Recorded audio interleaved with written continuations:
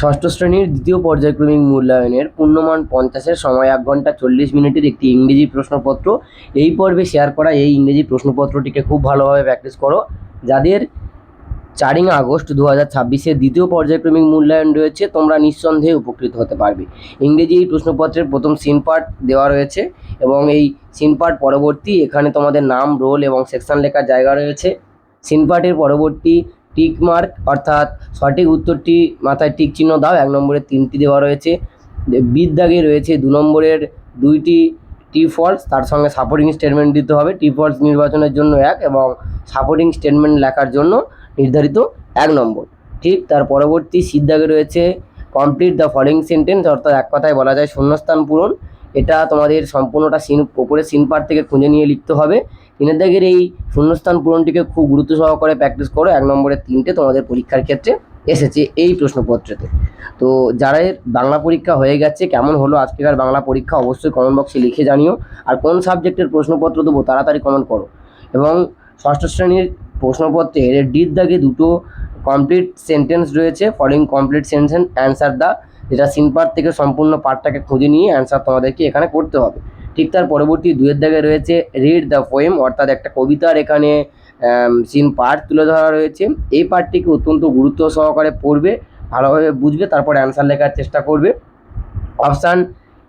দাগ এতে রয়েছে 2-এর এতে 3টি এমসিকিউ, 1 নম্বরের 3টে তোমাদের টিক মার্ক করতে হবে।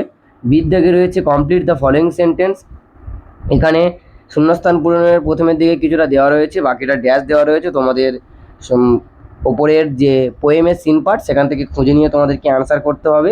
এবং সিদ্ধাগে রয়েছে অ্যান্সার দ্য ফলোয়িং কোশ্চেন, 2 নম্বরের একটি।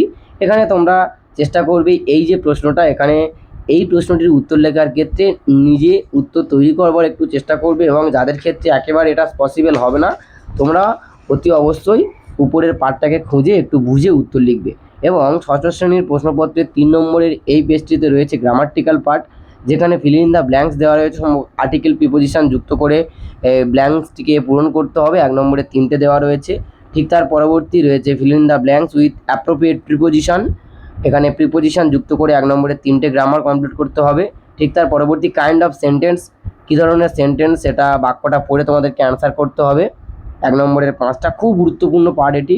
তার পরবর্তী 6-এর দাগ তোমাদের choose the given box verb, এখানে 2টো করে ভার্ব দেওয়া রয়েছে বাক্যটির পাশে। এই ভার্ব থেকে তোমাদের নির্ধারিত সঠিক উত্তরটিকে বেছে নিয়ে ওপরে অ্যান্সার করতে হবে।